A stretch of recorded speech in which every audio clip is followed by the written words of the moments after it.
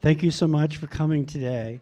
I'm Gregg Kimball. I used to work here at the library, and I retired and then got a new job almost immediately as chief historian for the development in Shockoe Bottom, the Shockoe Institute. And we'll be opening in the spring of next year. Yeah, we're excited. Thank you. Wonderful project to work on in the twilight of my career. And I have three very distinguished panelists here with me. I'll introduce them in order. So first, I know someone that many of you know, Sesha Joi Moon. Give her a big round of applause. Yes. She is a native Richmonder, and she's the Chief Impact Officer for the Girl Scouts of the USA. Prior to that, she was, yes. Prior to that, she was the Chief Diversity Officer of the U.S. House of Representatives and served as the Director of the U.S. House Office of Diversity and Inclusion from June 2022 to May 2023. She's a graduate of Virginia Commonwealth University. Go Rams. Yeah, go Rams, go Rams. And also received an MS from the L. Douglas Wilder School of Government and Public Affairs. So one thing she's really done all, I think, her career is give back. And I know she's got an endowment that she, at VCU, in tribute to her maternal grandparents, I believe. Yeah. And also one at Virginia Union as well as Virginia State University. And she also holds a PhD in public administration and urban policy from Old Dominion. So she's made her way around the state. Yeah. And as we know from why we're here today, she serves as the Executive Director of the JXN Project, a grantee of the Andrew W. Mellon Foundation's Monuments Project, and received the American Association for State and Local History's 2022 Leadership in History Award. So please give a round of applause for Sesha. I know these are a little long, but it's hard to cut them down because they've done so many great things. Again, someone that I think a lot of us here in Richmond know, Viola Baskerville, also a Richmond native, with deep ancestral roots in our state. She's retired from public service now, but is an avid family and public historian, genealogist, and preservationist.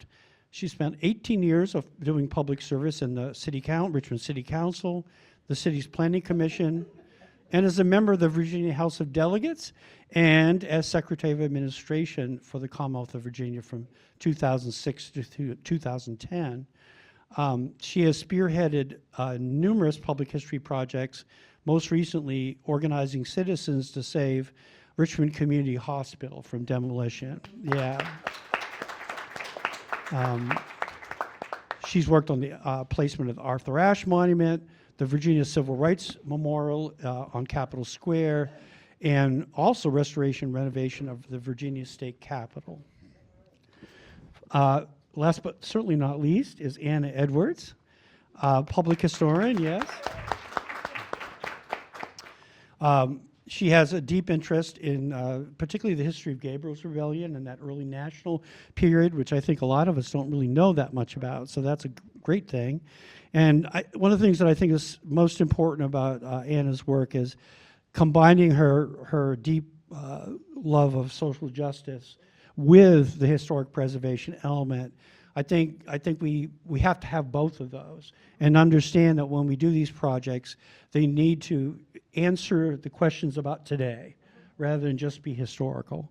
Founding chair of the Sacred Ground Historical Reclamation Project since 2004. One of the prime advocates for the Shockoe Bottom African American Burial Ground and the 9-acre Memorial Park. Consultant for the Shockoe Project, which is leading the effort to interpret that. She is an assistant professor of African American Studies at VCU, and also a museum educator. Are you still there? No, you're not at American Civil War anymore. No. Yeah, she was at the American Civil War Museum.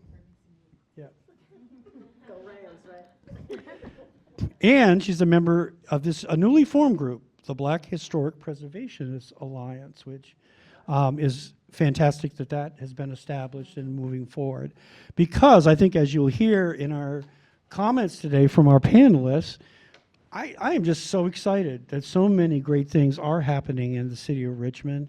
I think that will transform the city and really mean that when someone comes here and wants to learn about American history, and I emphasize that, because and also to dig deeply into African American history, that they will have really an incredible array of sources and sites to visit while they do that. Just briefly thinking about historic preservation in the city since I've been here, and I've been here since 1986. I think back to projects I worked on. One of the first preservation things I ever worked on with Denise Lester, who is a fantastic person, and was the Barton Heights Cemetery. Anybody been there? You know what that is? Yeah. This was 1987 or so. And I was writing an article about the cemetery because we had a number of things in the library's collection about it. And I drove up and down North Avenue, and I was like, where is this thing? Well, it was a big field with grass about this high and no sign anywhere of any markers. And Denise, who was from upstate New York, but who had a great-grandfather who was one of the sextons at one of the 7 cemeteries that make up that cemetery, really single-handedly came in and got the city, who owned the site, to clean it up, put up a marker. So it was an early example to me as more of an academic historian of what could be done with people exerting a little bit of pressure on other people to do the right thing.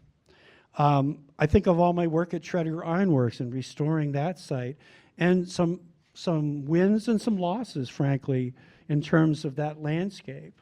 And thinking about how it is when you have a private landowner who you have to deal with, and I know that's something we will talk about. In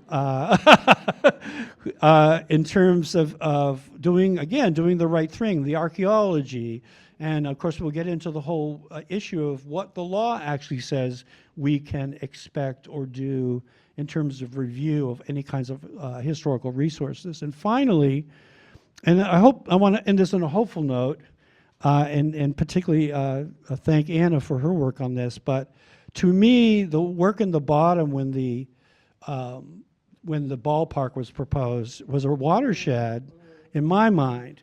When I first came to Richmond, there were kind of like 10 white guys who got together at the Commonwealth Club, and they pretty much decided what was going to happen in this city. I mean, it really was that way. And what I saw in that moment was people who were motivated, who knew the history, who made the change and said, no, we're not doing that. On this site, which is really a site of conscience. That's really the way we should think about it. So that's the good news. The thing that I think I'd love to talk about with you all is we need to identify these sites before they become a crisis. So we need to know what are the absolutely most important sites in our city that absolutely should never be subjected to that kind of a development, because I feel like we haven't done that work yet. And so I'm curious to hear from all of you what your thoughts are on how we get there to do that, because we need to look ahead, not backwards. So with that little introduction, I'm going to start with you, Sesha. Okay. I just really would like you to tell us a little bit about your project and sort of how it came to be, and particularly the kinds of things that you were able to do to fund this thing, which is really remarkable, and maybe give people a sense of what it takes to launch a completely new historical site. Well, can y'all hear me? Yeah. Okay. So how we got started was with a sisterly ask that was not supposed to turn into a project. My sister Sesha Joi Moon has a film festival called the Africana Independent Film Festival, at the height of the pandemic, she still wanted to show up in community with the festival and asked for me to pair each of the sites that she was going to screen outside with facts. We call them black ass facts. I like doing, I don't know, I guess I like researching, even though I didn't realize how much I did. I don't know why. I mean, everything in Richmond's named after somebody, so I don't do the exercise of wondering whose things are named after. But for some odd reason, even though I've spent so much time in Jackson Ward, I mean, June Jubilee, 2nd Street Festival, Croker Spot, you name it. For the first time in my life, I just said, who's Jackson in Jackson Ward? And I thought Google was gonna solve this for me. That led me to the library. This is how me and Gregg Kimball met one another. It sent us down this long rabbit hole about who is the Jackson and Jackson Ward. That then led to also recognizing not just who is Jackson, but who are all these streets named after, understanding the Confederate origins of Jackson Ward, the fact that it didn't even get its name till 1871, and its name actually derives from being a politically gerrymandered district. You know, growing up, I just thought it was just a community name, but no, it was a politically based name. So then we started figuring out who all the streets were named after. No surprise, now understanding the origins of the ward, named after Confederate soldiers, pro-slavery sympathizers, or enslavers themselves. So that led to us doing the largest mass street installation in the city's history to rename the streets in honorary designation for more deserving Jackson Wardians. But also we found out a lot of this information just shy of the ward turning 150 years old. So held a citywide celebration. That then led us to a formative project. That led me back to Gregg because we wanted to ensure that the street names reflected the full arc of the ward. So we had more contemporary figures like Lorna Pinckney and Lily Estes, God bless the dead. And then I went to Gregg again. I said, who's the first black person that you know who owned a house in Jackson Ward? And Gregg, I mean, y'all should spend some time with Gregg. He's the most incredible person ever. He says, oh, actually, Sesha, in 1992, I wrote an article about this guy named Abraham Peyton Skipwith. He was like, we don't know a lot about him, but he built this home in 1793. It's a 3-roof Dutch gamble roof cottage. And as has been the case since the day I walked in here in 2020, Gregg doesn't just like point you to the archives room, he goes with you.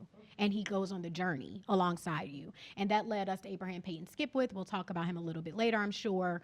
And it led to what then became what I thought was going to be this super inspiring story of the first known black homeowner, the founding father of Jackson Ward, but then led to what we thought was the destruction of his home for the highway. But then because of our relationship with Michael Paul Williams, shout out to Michael Pulitzer Prize winning Paul Williams, he said, Sesha, I know you like to do research, girl. That house was not torn down. Think it was taken. And lo and behold, the home was put on a flatbed for $25 and still sits to this day on the former plantation of the Secretary of War for the Confederate Army. That led to us saying, okay, let's not only make Jackson a nonprofit, but let's also reconstruct his house. And we'll talk about its relationship to America 250. As it relates to things I've learned and how we were able to be successful, I mean, I do think that me and my sister are, I think we bring something to the table, but this is nothing but ancestrally done. It's no way to explain why 2 little black girls could accomplish all of this in 5 years. So I think 1 is the ancestors, and 2, I think it's the community. Every single part of our project, even down to everybody sitting on this stage, has been a part of this journey. When I look at Ashley in the crowd, she's one of our first program partners in this work. And I also think it's because we have been responsible and respectful of how we've gone about it. Maggie Walker Community Land Trust and RRHA gifted us those 11 parcels as an act of restorative justice, but the very first thing that we did was an architectural analysis of the land and then an archaeological analysis of the land. When you understand Skipwith, we thought about his belongings and that house being taken and bulldozed in the 1950s. But if you look at his will, he was buried there. The first cemetery in the city was not established till 1799. There are multiple generations of black Jackson Wardians that are buried all over this city. And he was buried in Jackson Ward, and so that highway took his body. And so we wanted to make sure that we built responsibly, that we engage with the community. We've done community engagement activations at almost every point in the journey. This symposium and working with you guys is a byproduct of the work. And so I think it's been leaning into community, and really I genuinely feel this way. I don't feel like Skipwith, I think he died thinking he had done everything right. And this city took everything away from him. And I feel like he can't rest in peace until we do right by him. And that's the only way I can explain the success of a project that started off with a question. And more importantly, the long the world's longest sisterly favor of all time. Like, I will never, Anjali can never ask me for a favor ever again. Okay? So, yeah. Well, I can attest that you have a lot of skills.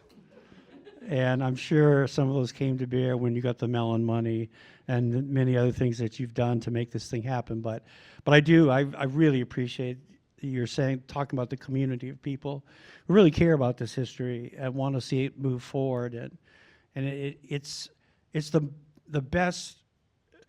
Again, I think back to all the experiences I've had, and can't remember a time when we had this kind of energy around the projects that we're talking about. And that gives me hope for the future, despite what may be happening politically on a larger level. I think the work is there.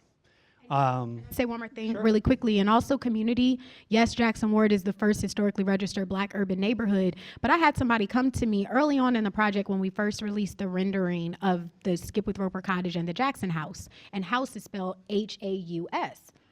And at first they were like, why would you spell it that way? Are you trying to just be cool and hip? I said, no, Jackson Ward originally were immigrants of Jewish and German faith as well as Black folk. That side of Broad Street was for people that were viewed as less than. And I said, and so house, H-A-U-S, is a German derivative of the term, and we're trying to set a precedent where we don't erase other communities in the ways that we were erased. So I also just want to hold space for other communities as well.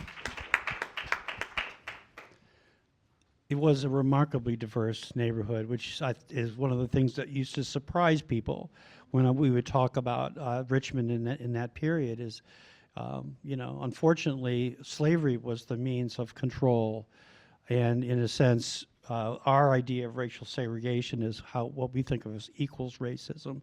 Doesn't always. Viola,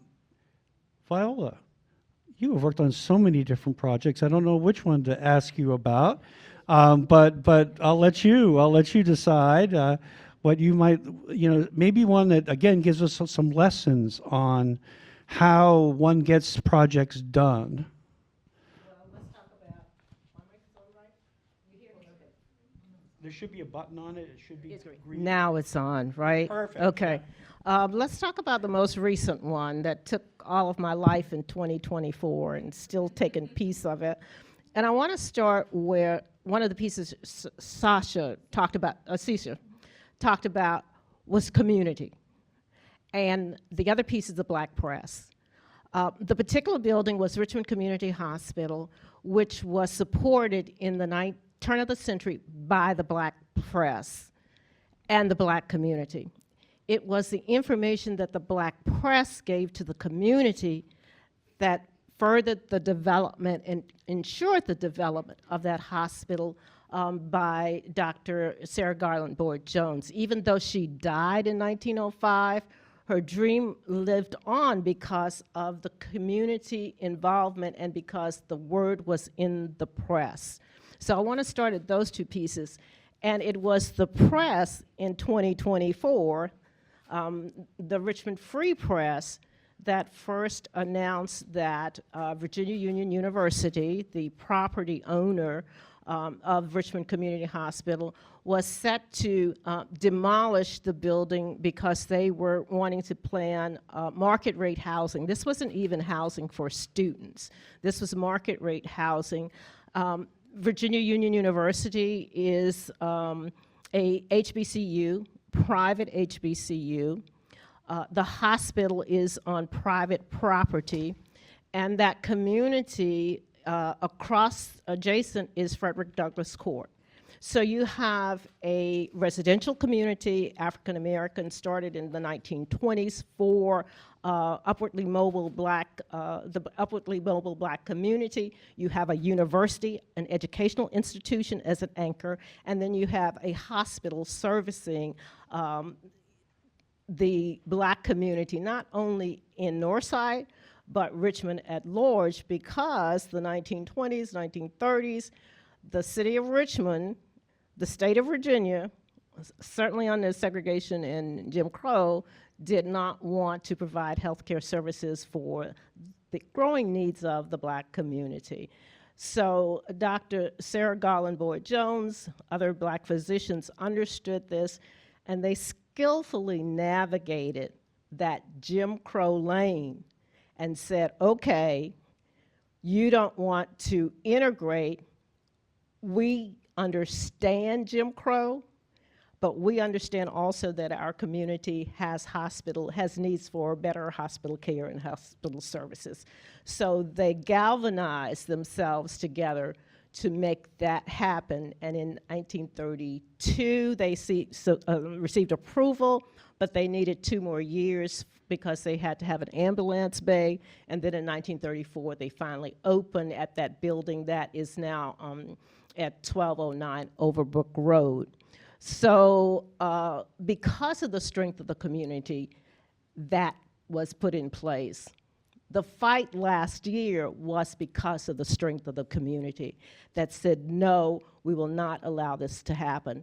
And I have to give kudos to the diversity in the community that came together. And one of our early partners on was the Quaker community, the Friends community.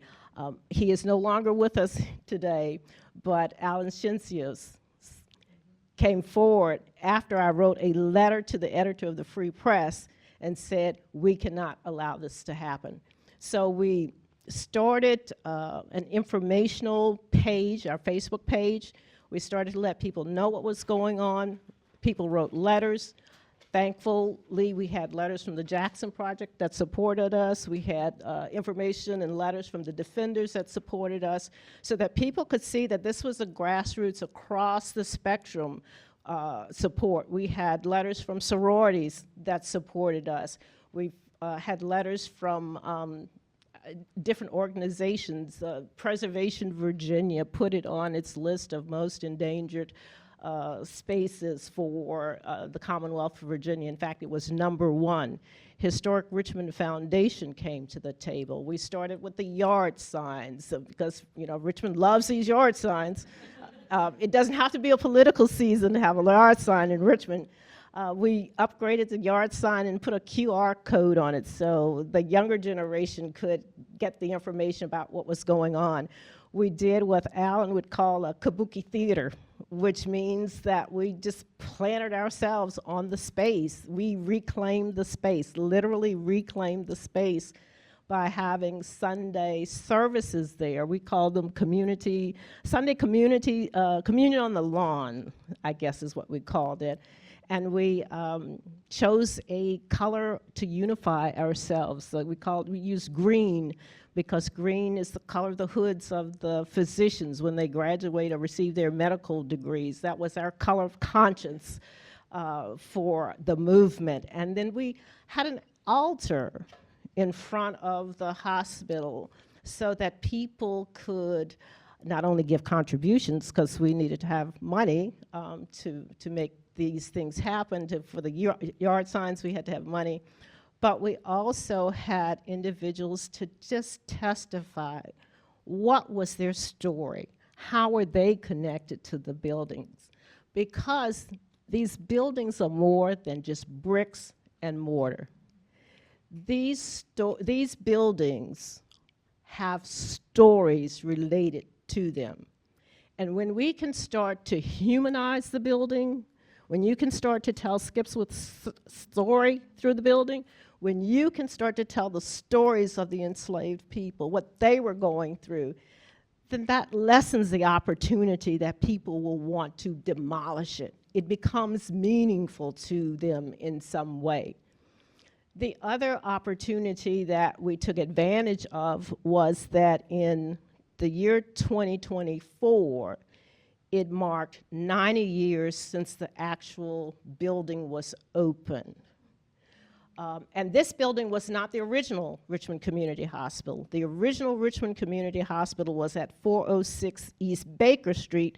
That was erased because the Highway 95 came through there. It's now a vacant lot.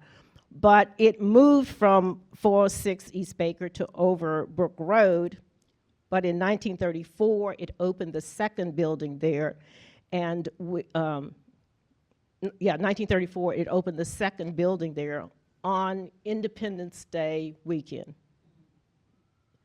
And so we took advantage of that fact. In fact, on the 4th of July, it opened, 1934. We took advantage of that historical fact, and we had our own Independence Day celebration on the site with an antique automobile of that period. We had popcorn available, and we had a table where we asked the community again, what would you like to see this building be used as? And they gave all sorts of really good ideas that related to the history of the place as a medical facility. And we put that in a letter, and we turned that over to the president, the board of directors, and the alumni association. And this was a way of not only humanizing the space and giving stories to the space, but reclaiming the space for 2024 and going forward. We were also thankful that people like Michael Paul Williams, who was a graduate of Virginia Union University, came out and spoke in favor of saving the building. Selden Richardson, well-known architectural historian, came out in favor of saving the building. So it was a community, again, that came forward to speak for saving the building. And in fact, the second great-grandnephew of Dr. Sarah Garland Boyd-Jones was actually on site when we had our July Independence Day celebration. So again, I would say, I would start with what Shasta said and end with that. Sesha, I'm giving you a new name, Sesha. I'm sorry. Community, the press, making people aware of what's going on, telling the story of the place, telling the stories, letting the people tell the stories of their association with the place. And then I would say collaboration and partnerships. Those are crucial. Very good. Sesha, thank you. Yeah, that's fantastic. So just to be clear, there was no legal impediment for them tearing this building down. Am I correct in that saying that? I don't think there's any legal impediment. I mean, it's standing today. What has to happen, though, is to make sure they are aware of the fact that the community is keeping eyes on them, that they do not have demolition. We don't have demolition by neglect. That there's pressure upon the administration to do the right thing. It's on private property. Yes, and nobody likes bad news. Well, that's the thing. I say that only because I think a lot of people have the idea that somehow there is legal code in Virginia or nationally, and there is some, but that would prevent a private owner of a property from doing this. But reality is there really is and isn't at all. And so it is going to be the kind of moral persuasion.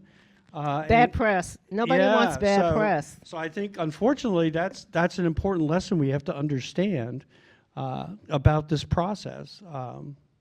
So that's a great example. Thank you for that. Now we'll turn to Anna. You want to talk about the bottom? Okay. I hope you do. Well, I was trying to figure out sort of like where was I going to jump in, but I think talking about the press is really a good one.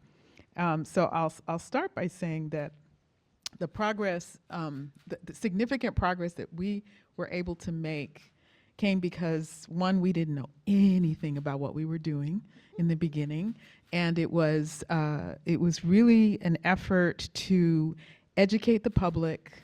As a social justice group, the Defenders for Freedom, Justice, and Equality, which was really pretty new in 2002, we learned about the burial ground.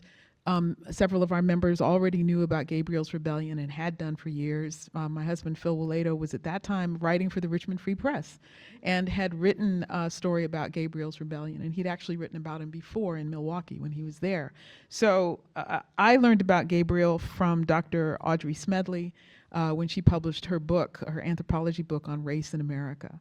And that was in 1999. So there was sort of this convergence of people who had some awareness of the story of Gabriel's Rebellion, but what was clear was that it was not popularly known in Richmond. It was not a story. I mean, some people might, and usually, if you ask them about it, what is the name that people always use?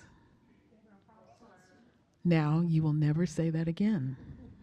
Are you listening? You will never say that again. If you want to be historically accurate, because he never used that name and no one ever gave him that name, not his slaveholder, nobody until some point later, and someday I'll have the time to do the research and dig in and figure out who published the first story where they decided they needed to give him a last name and used what is sometimes real, but sometimes a trope, that enslaved people were always given the name of their slaveholder. That is not true.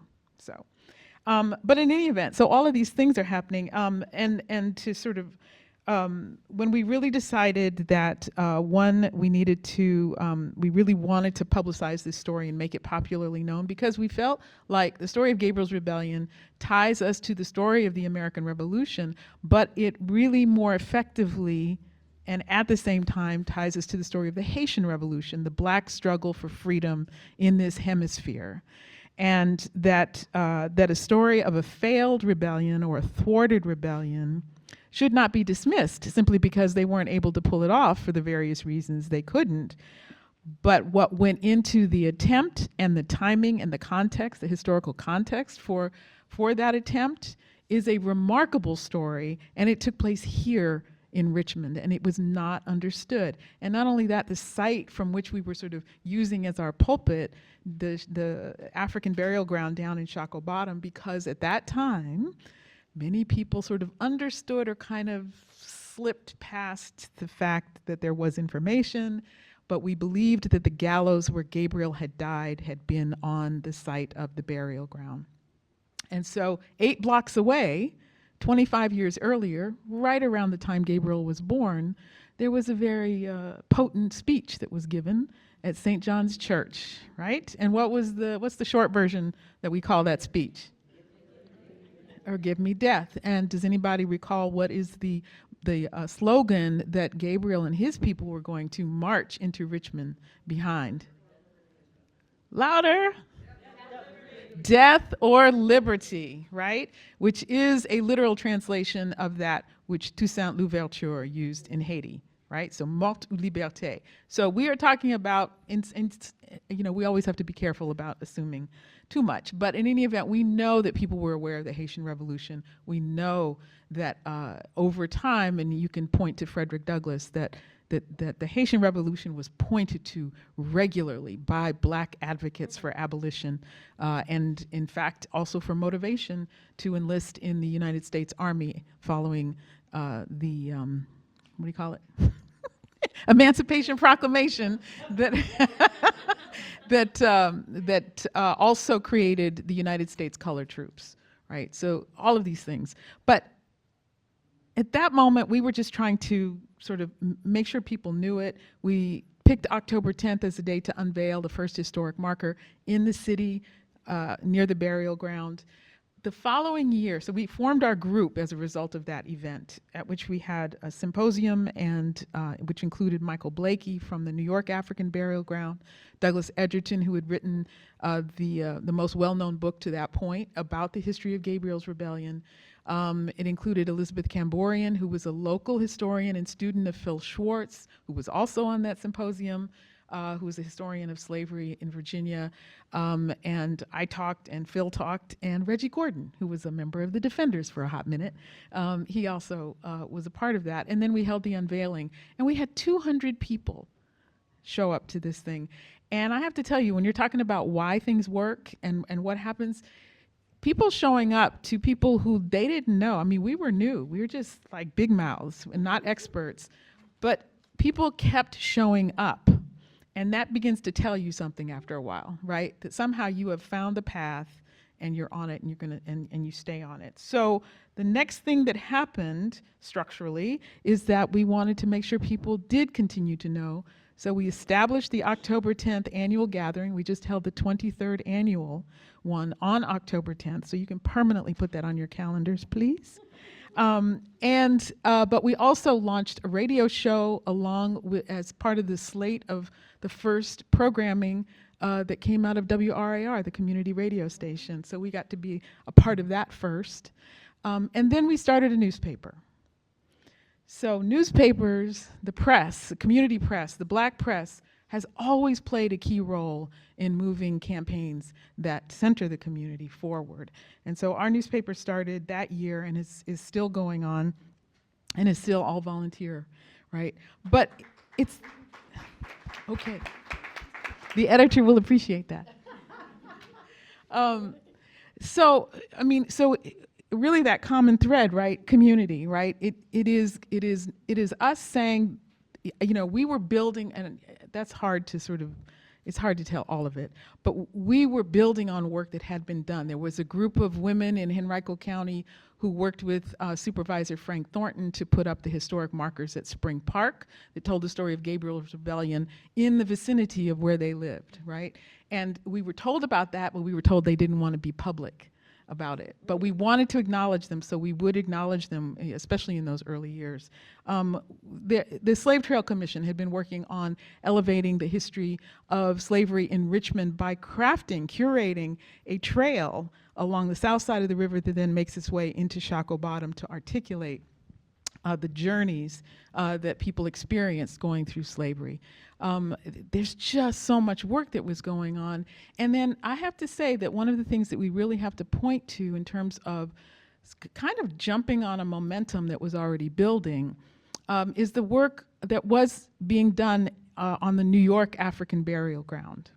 Because the other component about this, again, is this, one of the principles that we applied as a social justice group too, is that we were looking at ways to express to the black community in Richmond, from the black community in Richmond, this right to our cultural resources, this right to tell our stories, this right to define and prioritize decisions that were made about these resources.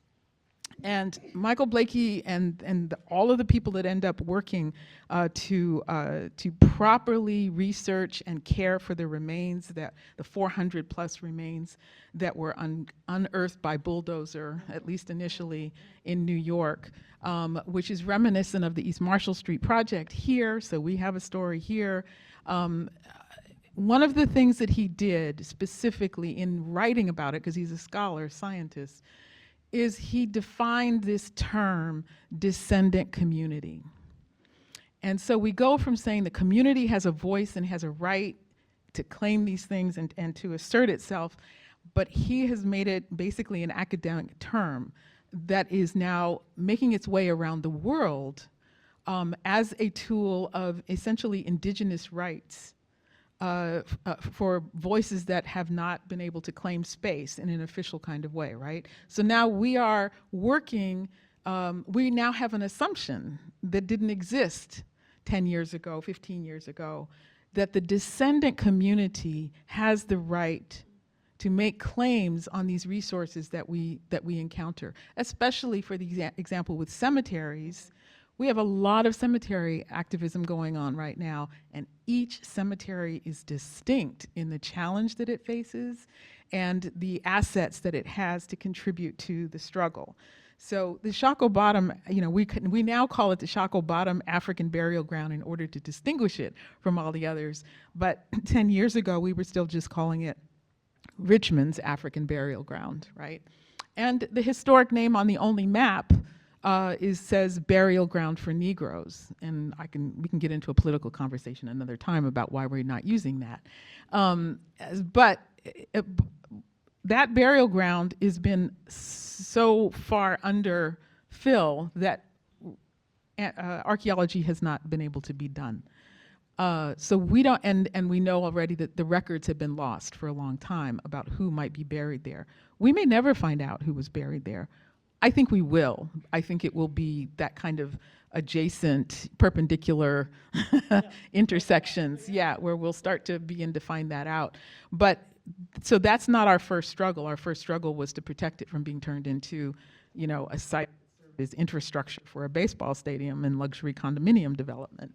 And then, but other cemeteries have other priorities and other threats, and also have remains. So the more contemporary cemeteries have actual remains, have research that can be done. And so, and some of you are familiar with many of these, and some of you are probably tied to several of these projects, right? So I think, just in a nutshell, that was a nutshell, sorry. We are back. We are back to the idea that it's community that has made this happen, and it's community that's going to continue to make it happen. Agreed, yeah. One thing that struck me, I know that your career, you were a social justice activist before you became an academic historian. And it makes me think of that nexus. Doug Edgerton's book came out a long time ago, and yet somehow that story never penetrated the popular consciousness of a city, despite the drama of it, and what a powerful thing it was.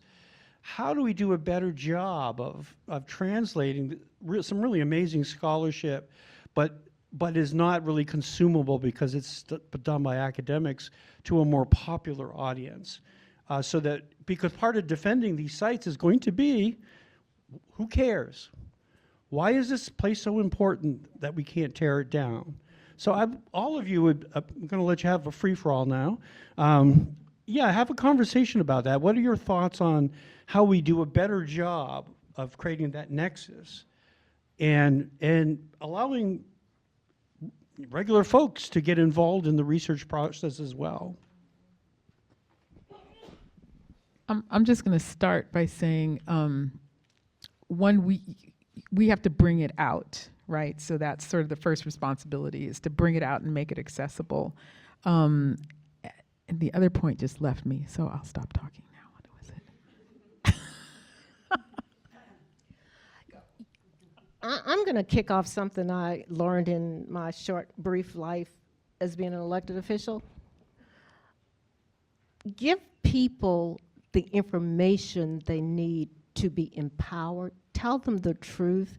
Give them a connection, not only mentally up here and intellectually, but you have to give them first a visceral connection.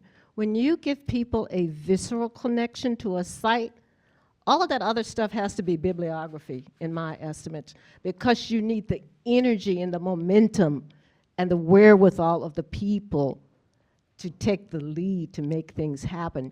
You can put their energy into a nice, pretty package for whatever reasons you may need to, for grants or for selling it to a larger intellectual crowd. But revolutions always start with the people. They're not thinking about all of this stuff. They're not going to the library and doing research. They're just seeing that they want something changed because it is destroying part of their story, part of their life, part of their community, part of their raison d'etre. So I look at it from that particular standpoint, not from the other way around. So Anna, that kind of reflects what you said about the descendants. These are living, breathing people who actually are, these are their people. And that does make an impact more than anything that probably, well, I don't know, I won't say everything I've ever wrote, but. Well, and so the thing that I forgot that I was trying to get to was that point that you made about, sort of how do you take something right from the academy to the popular, and it's also how do you so it's telling, oh my God, I forgot it again. It's like too much prefacing. All right, it's your turn, Sesha. Yes, go ahead. But seriously, one thing that I feel like you did become that citizen, researcher, activist all rolled up into one when you were here at the library. Literally some community, I was just at the site. If you all go see the site, we're at 303 East Bay Street. I went to see it earlier today, and I had 2 community members ask if they could come on the site with me. And I was like, of course, come on in, just, watch your step. And they started asking me questions, and I was like, I don't know, but we can figure out the answer together. I still don't consider myself a historic preservationist, but I do think I now do historic preservation. And I've like wrote down a lot of different notes, so let me just kind of like have a stream of consciousness really quick. I think one, I'm just a regular black girl from Richmond, guys. I wear bamboo earrings from the Asian beauty supply store. Like, and I don't know what historic preservation is supposed to look like, but I think that how I present myself is just relatable, because I'm from here. And I try to make it simple and plain through storytelling. So I think that's one. I think two, it's easy when you come from a space of like community versus like competition. Like, all of our work intersects, and we have found ways to still show up in a loving way with one another. I think the third thing is that we have framed it in the fact that 1 in 4 Black Americans can retrace their stories to this area, and House to Highway and the work that we've all done together as an LVA team, literally we've used that house to connect to 4 different generations. Skipwith was here in the 1700s during the American Revolution. Then in the 1800s, the Skipwith Ropers, who were his descendants, were here when Jackson Ward was established as a gerrymandered political district, and were some of the ward's first council people. When you think about your story, you're directly connected to that. Then when we go through the house in the 1900s, that's when you have urban renewal, civil rights, and that's when the house is taken. And now today, you have the Black Lives Matter movement and the historic preservation efforts. So you can, through his house, 4 different generations of American storytelling can be told. And I think that when I think about the fact that we're a living project, and we are honest about that, when we learn how to archive, we go and update it on our website and our socials. When we did the architectural and the archaeological analysis, we shared the findings. If you go to the site, prime reason, Skipwith's house was 3 levels. You'll see it's only 2 levels, because when we did the archaeological analysis, they said, well, there might be some resources on this site, and don't be disruptive in how you build. And we shared that with the community. We've also been very honest at every single step. So I also think that the community has been able to lean in because we've been transparent. But when I think about the storytelling, just look how important it is not to demolish these stories that are in these walls. I'm about to just connect y'all to a couple of different things. So you have Skipwith's house. It was at the non-surviving 400 West Duval Street. What's so interesting is now our new site that was gifted to us is at 303 East Bates Street.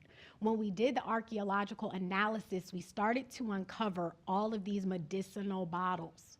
Why are there so many medicinal bottles on the site?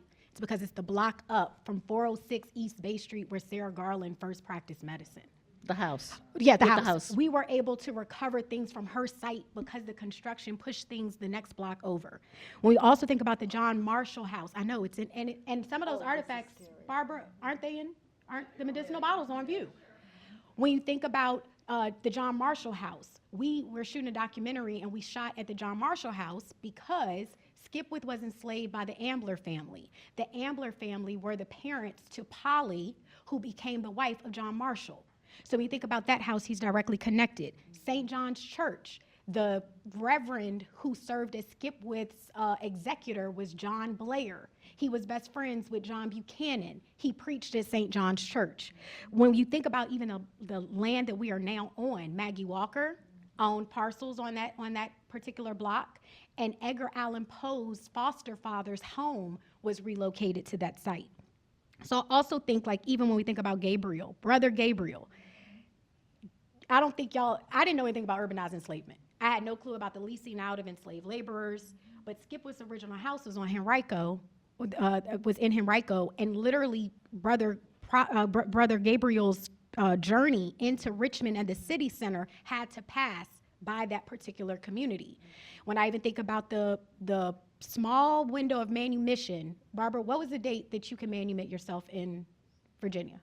1782 is when the law changed. 1782, he files for it in 1785. He's able to get his freedom in 1789, and then that's revoked because of Gabriel's rebellion. There are so many intersecting histories, even down to the fact that we're on Bates Street. Bates was one of the Quakers who helped drive work in Jackson Ward in this particular area, and you just talked about how the Quaker community helped to save this church.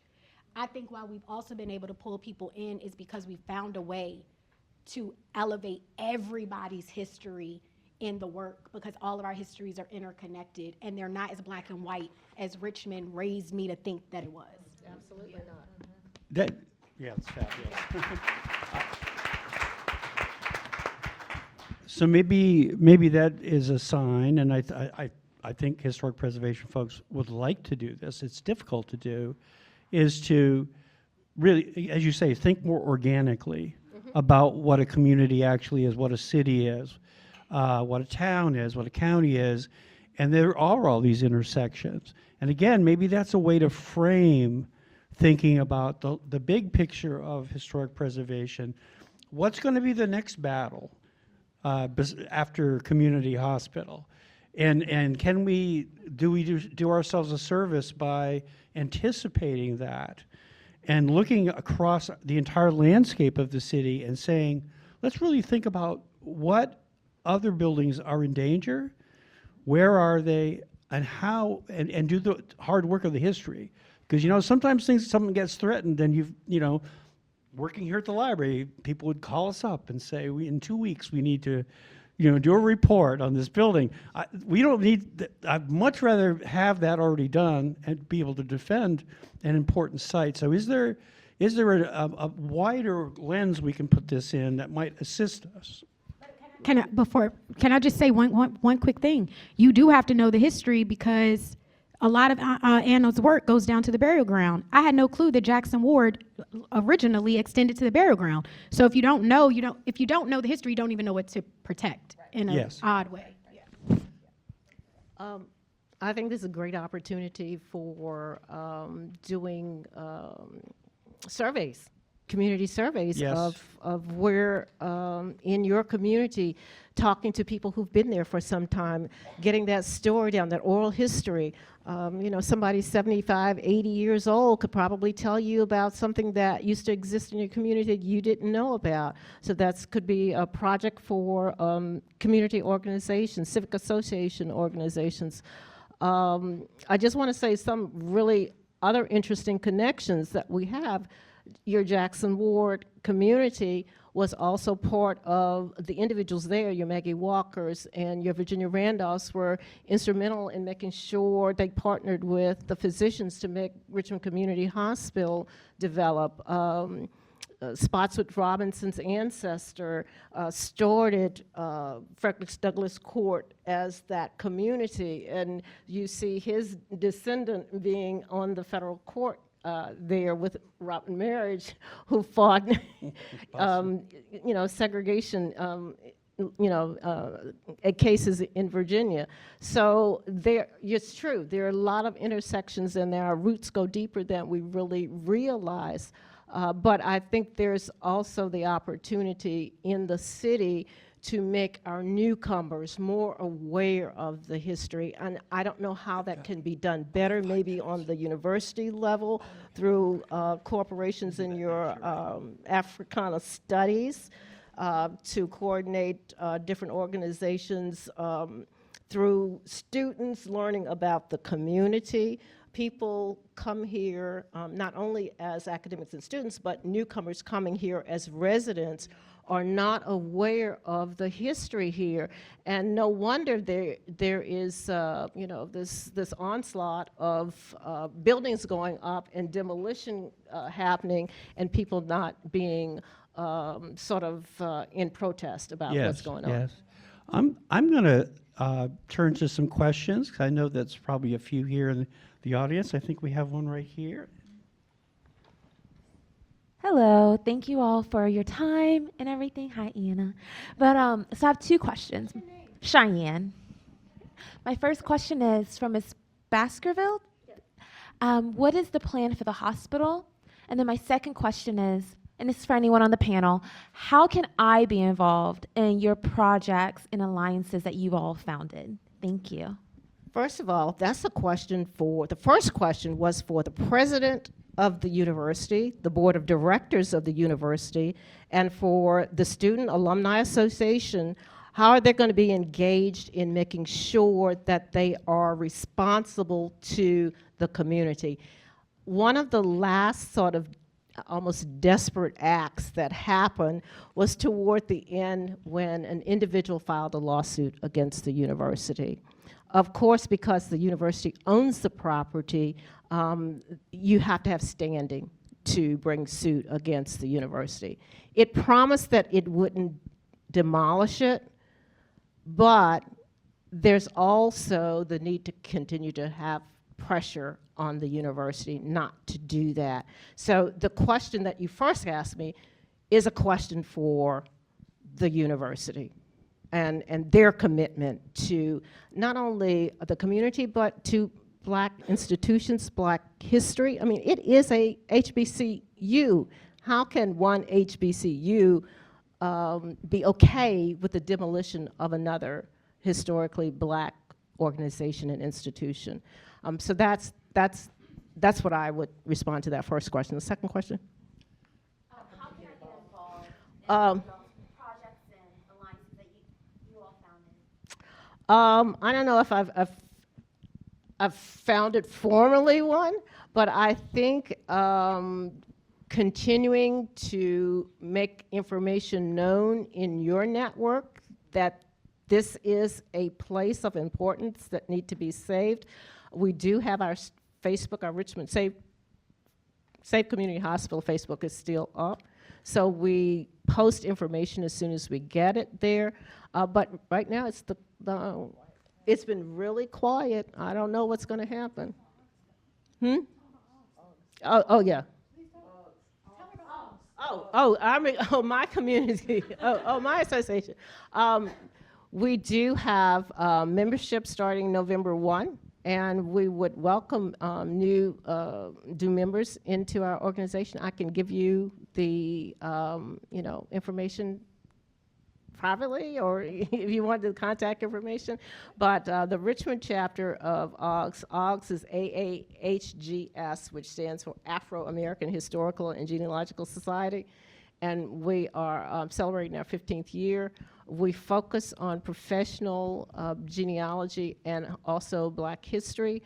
It is open to anyone who wants to start learning these skills.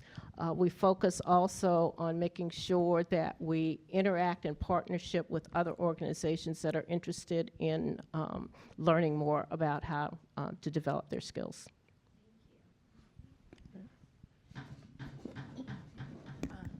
Thank you. Good afternoon.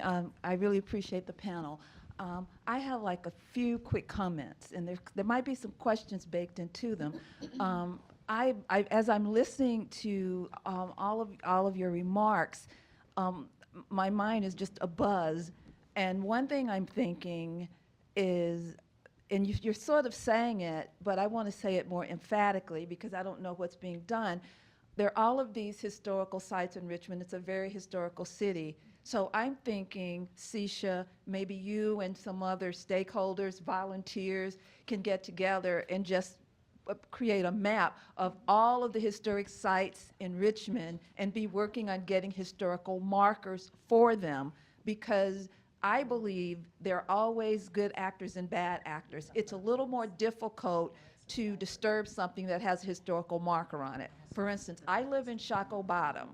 On Franklin Street, between 20 and 21st Streets, is a Jewish cemetery. It's a little marker, and it's surrounded by apartment buildings, but it's surrounded by apartment buildings. The apartment buildings are not built on the grounds.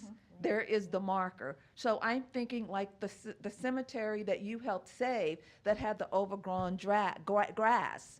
That's another example. If it has a marker, it's a little more difficult to tear it down. And you have served on the city council. So I'm thinking as it regards the hospital, I hope you guys are just in contact with the university, but you know that if anyone has to tear down anything, regardless of whether it's private property or not, they're going to have to go through whatever the equivalent is of the Planning and Zoning Board in Richmond. So you can have your people have eyes on that. Maybe someone's checking every month to see what kind of permits have been applied for, et cetera, et cetera. I think you know where I'm going with that. So that's just kind of it. I'm just thinking, let's get everything named, and that will make it difficult to tamper with. So I'm going to jump in because the last 30 years have very much been kind of about that, right? But I'll start with something that's very recently been established, and it's been established because of all of the efforts, all of the work, and that is the Black Historic Preservation Alliance. This is a new formation, and it consists of people of color and others who are involved in preserving and advocating for Black historic and cultural heritage sites through their different professional disciplines. So archaeologists, anthropologists, historians, genealogists, and as we speak, they are in the process of organizing surveys of Black historic resources throughout the city, and they're going to do it neighborhood by neighborhood. So that's really exciting. Yeah. The historic marker piece is one that we have always, it's like, that's our first go-to. So there's probably not many sites that have been identified where the first thing we didn't do is go to the Department of Historic Resources and apply to get, you know, a historic marker. And those are important, all of these things are important to do. They're all steps in the process depending on what the site threat is, as well as what the goal is that is determined by the advocate group. So there is a lot going on, and I think what's going to be really exciting is the ability to put in front of everybody how much is going on so that people don't think that we have to reinvent a lot of things, because it's amazing. Yes, right. Yeah, yeah. And, no, it's and exciting. well, they spoke about the markers, but I do want to say something about the map. A couple of weeks ago, we had a kickoff for Richmond 250. In my lens, when I look at America 250 and Virginia 250, I was seeing oversight of Black stories that were multidimensional. So I think we just started this email and said, hey, would all these institutions like to get together and talk about Richmond 250 and how our histories intersect? And we had a kickoff maybe 2 or 3 weeks ago. I'm actually very proud to say every major historic site in the Richmond, Virginia area attended, and they sent their executive directors. And so now the city of Richmond, we're working with them to develop a Richmond 250 map and calendar, but not just map and calendar, but a overarching narrative about how when you leave LVA and then you come to Jackson, how Jackson's then connected to the Valentine, and how Valentine is then connected to the Black History Museum. And also telling more, the one thing that Skip with has empowered all of us with is that there were also stories of Black wealth, Black liberation, a disruptive model on what it meant to be Black and American during the American Revolution. And so making sure that the narratives aren't just downtrodden narratives that Black people were in chains and, you know, telling some multi-dimensional stories. So thank you for that. Full stories, yeah. And so I appreciate that because we saw that oversight, and we as a community are getting together actively right now to try to change that before July 4th of talking about July 4th of 1776. Yeah. Great. Yeah. I think we probably have time for maybe one more question. Yeah, Troy from the Norfolk Public Library, but some suggestions. One thing that I've been working on with the Sargent Collection is that trying to build a local wiki where we try to do like a history. Part of our thing is build a history of these buildings, individuals, locations, events, so that try not to reinvent the wheel, and that the research is already there, that the resources are there, so that it's not that ideally right now we're using a Google site to store it, but I mean building the biographies, the histories of these places that gets it out there, and then start connecting people to it. And I know with Old Dominion, their geography professor has done a couple projects where they focused on different neighborhoods and have done like a history of the neighborhood through its many lenses. I know Lambert's Point was one of them. And so, but I think too with the city, I was recently on the Norfolk 250 city plan, master plan, and one of the things, part of it was building up the histories of the communities, trying to get into the different communities, working with them to do oral histories, do signage, do some sort of something in the community that says, hey, this is Young's Park, this is Tidewater Gardens, this is Berkeley, this is Compostela, and trying to promote that throughout the city, but also to realistically try to maybe focus like on 4 or 5 regions, neighborhoods within a year type thing, but do it on a consistent basis. So, Sounds good. and then using the library as like the memory, the core memory of that.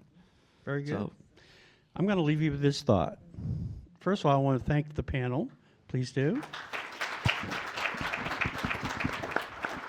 But I wanted to say to you this, having worked in this building for a long time, this is your building, your citizens. You own this building, you own everything that's in this building. You can become a citizen historian. That's what the folks on the second floor do. You come in, explore the sources. I know it sometimes can feel intimidating, but this building wasn't just built for historians and anthropologists. Your family is a story. I used to love working with family historians because they always discover very interesting things about their people, sometimes surprising things. But don't, I really would urge you, that is in a way a form of activism, right? If you know about a site that needs to be preserved, come here. Let the folks who have been doing this their whole careers help you find that information. So, you know, I feel sometimes that a lot of institutions can be very intimidating to come into. And there's a feeling like maybe I don't belong here, but you do belong here. So with that, thank you.